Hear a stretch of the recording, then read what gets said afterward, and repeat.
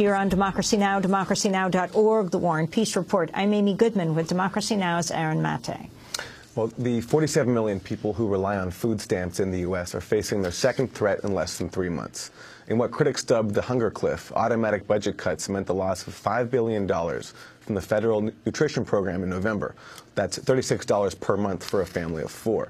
Now more cuts are on the way as lawmakers finalize a new farm bill that stalled in Congress last year. It's widely reported the plan will cut another $9 billion from food stamps over the next decade, depriving more than 800,000 households of up to $90 in aid per month. According to the Center on Budget and Policy Priorities, food stamps now average less than $1.40 per person per meal this year. The new proposal represents a compromise between a Republican plan to cut food stamps by $39 billion and a Democratic plan to cut them by $4 billion.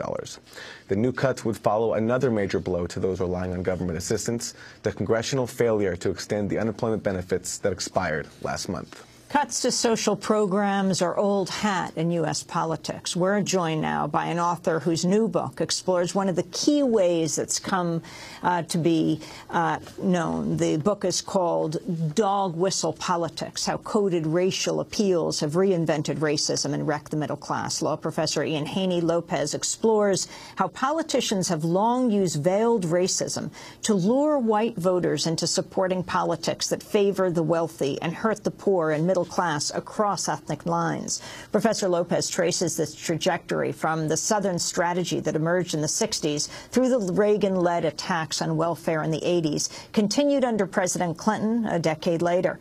And he explores how dog whistle politics remain today, from the denigration of Muslims and Latino immigrants to bolster the national security state to the use of old stereotypes to preserve longstanding attacks on social welfare. Ian Haney-Lopez is a law professor at the University of California, Berkeley, focusing on the area of racial justice in the U.S. legal system. He also may be the only person who lays claim to being a classmate of President Obama on 2 separate occasions, in high school in Hawaii and years later as law students at Harvard Law School. Welcome to Democracy Now!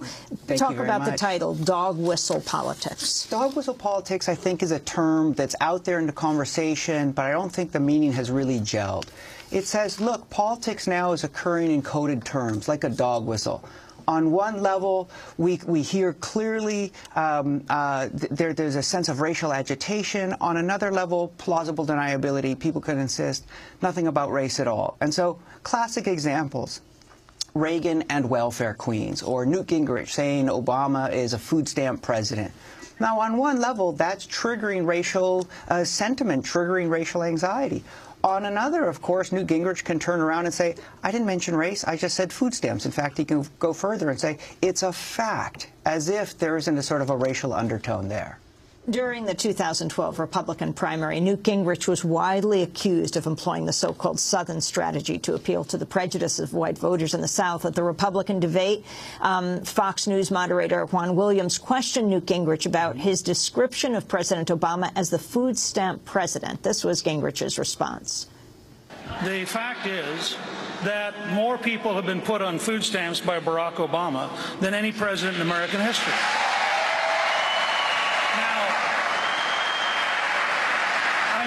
The politically correct, you're not supposed to use facts that are uncomfortable. That's Newt Gingrich. Right. And I think, so what's important, so people have a sense that this sort of politics is out there, but they also think it's marginal, maybe vestigial, a throwback to sort of old Southern race baiting from 50 years ago. And the point of this book is to say, this isn't vestigial. This is central to Republican politics today, and this is, this is how conservatives are wrecking the middle class. They're using these sort of coded appeals to say to people 2 things. 1, the biggest threat in your life is not concentrated wealth, it's minorities. And 2, government coddles minorities, and all these government assistance programs, it's all about giveaways to minorities. Oppose them. Government's taking your taxes and giving it to undeserving minorities. So when we think about why it is that so many people would, in the midst of an economic crisis, would vote to slash taxes for the rich, to favor deregulation, and to slash social services, partly, in fact, I'd say primarily, they're doing so because of the sort of racial narrative employed with dog whistle politics. This started, though, bipartisan with George Wallace, who was a Democrat, that's right. and also with Barry Goldwater, who was a Republican. Can you talk about these two campaigns back in the 60s? Sure. I mean, I think it's important to note that it starts with George Wallace in the sense of saying, listen, there's nothing inherent in republicanism that's associated with racism. We need to be very clear about that.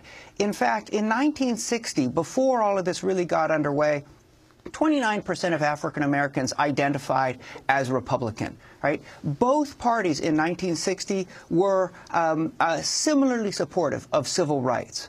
But what happens is politicians begin to look around for a way to get elected, and they realize race baiting can do that. And so you have George Wallace, a Democrat.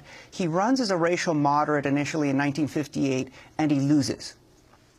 After he loses, he has this incredible moment. He's about to give his concession speech, and he turns to his cronies. He's leaving the car, and he says to his cronies, "No other son of a bitch is ever going to out-nigger me again." And what he means is, I've just lost to somebody who ran as a racial reactionary. I'm going to run as a racial reactionary. And that's what he sets out to do, and when he does, he wins. And it's this moment where it becomes clear using race can help you win elections. It goes from George Wallace to Barry Goldwater, a Republican candidate. He uses race. He loses nationally. He wins in the South, right? So there's nothing inherent in republicanism, but it becomes a tactic that is most closely associated with Republicans. Let's go to Ronald Reagan, 1980 speech in Neshoba County Fair in Mississippi, just a few miles from Philadelphia, Mississippi, the site of the 1964 murders of the civil rights activists James Chaney, Andrew Goodman, and Michael Schwerner. This was Reagan's first speech after accepting the Republican nomination for president. He proclaimed his fidelity to states' rights. I believe in states' rights. I believe in people doing as much as they can for themselves at the community level and the private level. And I believe that we've distorted the balance of our government today by giving powers that were never intended in the Constitution to that federal establishment. States' rights. And before you respond to that, I wanted to bring it up to today. This is Republican Senator Marco Rubio of Florida speaking just last week when he outlined sweeping changes to the federal government's anti-poverty programs. Our current president and his liberal allies, what they propose to address this, their proposal is let's spend more on these failed programs and let's increase the minimum wage to $10.10. This is their solution to what the president has called the defining issue of our time? Raising the minimum wage may poll well, but having a job that pays $10 an hour is not the American dream. And our current government programs, at best, offer only a partial solution. They help people deal with poverty, but they do not help people emerge from poverty. Therefore, what I am proposing today is the most fundamental change to how the federal government fights poverty and encourages upward mobility since President Johnson first conceived the war on poverty 50 years ago today. I am proposing that we turn over Washington's anti-poverty programs and the trillions that are spent on them to the states. Our anti-poverty program should be replaced with a revenue-neutral flex fund. We would streamline most of our existing federal anti-poverty funding into a single agency. Then each year, these flex funds would be transferred to the states so they can design and fund creative initiatives that address the factors behind inequality of opportunity. This worked in the 1990s with welfare reform. That's Republican Senator Marco Rubio. Back to President Reagan. Yeah, I think states' rights is operating here on a couple of different levels. First, we should be clear, when Reagan talks about states' rights, he's actually picking up on Barry Goldwater. Barry Goldwater campaigned in the South in 1964 saying states' rights. And everybody understood that states' rights meant the right of Southern states to resist integration. Now, when Reagan campaigns using that same term in 1980, that's just 16 years after these civil rights workers have been slain there. There isn't a voter alive in that town who hadn't been alive when these civil rights workers were lynched. And for him to go and say states' rights, it's a clear dog whistle saying, I understand that this term is about the ability of whites to resist integration. So on one level, we have states' rights, which is a clear sort of signal of opposition to integration. On the other, and here's the dynamic that I think that's really being picked up by Marco Rubio. States' rights is also a way of saying, we will devolve power over social justice programs, over safety net programs to the states, because we know that the states will use that to restrict these programs to whites. That was the compromise that FDR and the Democrats made with the Southern Democrats in the New Deal, that made sure that the New Deal programs didn't help African Americans and didn't help Latinos. It was the compromise that Clinton made in the 90s, and now it's the Republican policy. And if you want to see that in operation, think about the Affordable Care Act and Medicaid. All across the South, Southern states are refusing to extend Medicaid to the poor, even though it wouldn't cost them a dime. We know what happens if you devolve social safety net programs to the states. States with an ugly racial history will use it in order to set a floor that effectively helps, that effectively ensures that poor minorities aren't helped, even if that means the poor in general aren't helped. I want to turn to Lee Atwater, one of the leading GOP strategists of the 1980s. He ran George H.W. Bush's successful campaign in '88 and later served as chair of the RNC. This is a clip from an interview that took place in 1981, but the audio only surfaced 2 decades later. Atwater explains how Republican candidates can win over white voters by appealing to racist views with coded language. A warning to our audience, he uses the N-word multiple times.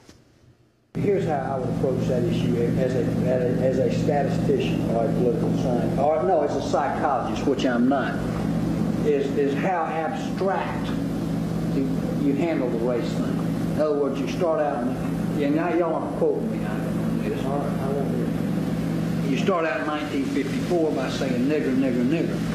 By 1968, you can't say nigger. That hurts you, backfires. So you say stuff like forced busing, states' rights, and all that stuff. And you're getting so abstract now, you're talking about cutting taxes, and all of these things you're talking about are totally economic things, and the byproduct of them is blacks get hurt worse than whites. And subconsciously, maybe that is part of it. I'm not saying that, but I'm saying that if it is getting that abstract and that coded, that we're doing away with the racial problem one way or the other. You follow me? Because obviously sitting around saying we want to cut taxes, we want to cut this, and we want is much more abstract than even the busing thing,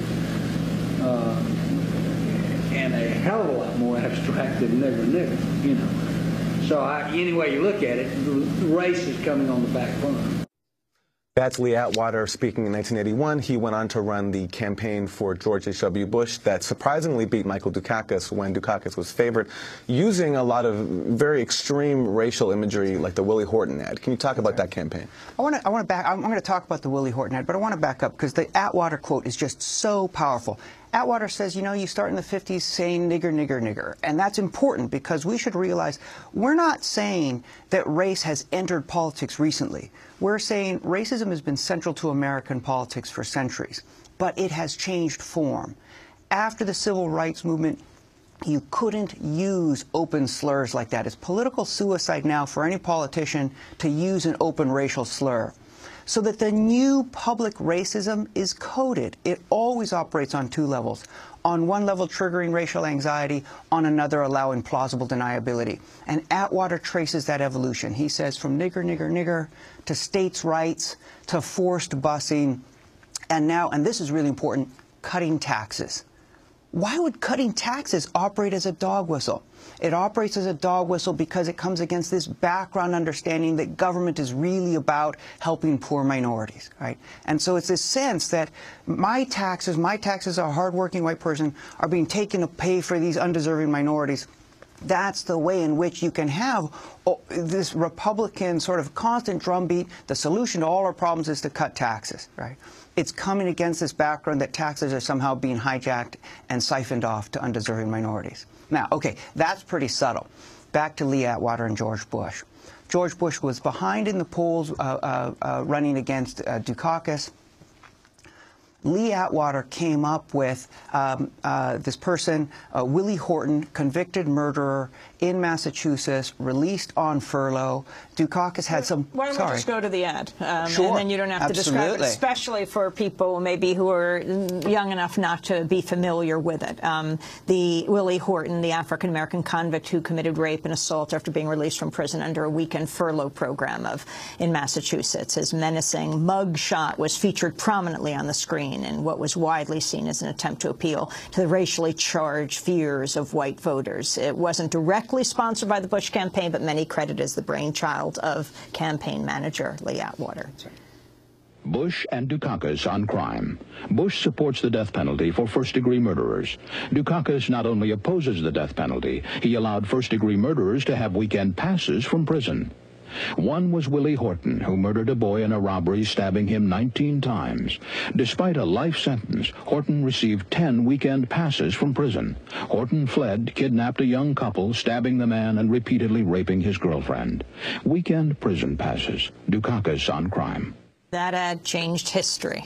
Absolutely, because it got George Bush elected.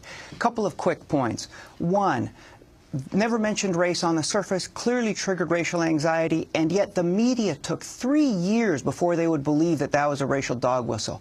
We constantly lag in our appreciation of these dog whistles, which are constantly evolving. Two, the point of this sort of analysis is not to say, hey, there's a lot of racism against minorities. Yes, that's a problem. But what's core here is that this sort of racism is being used to fool a lot of whites into voting for Republicans whose main allegiance is to corporate interests. Right? And so I really want to emphasize this point. This is about race, but this is about race as it affects all of us. This is about race as it wrecks the whole middle class. We're going to leave it there, but people don't have to leave it there. You can read Ian Haney-Lopez's book, Dog Whistle Politics, How Coded Racial Appeals Have Reinvented Racism and Wrecked the Middle Class. That does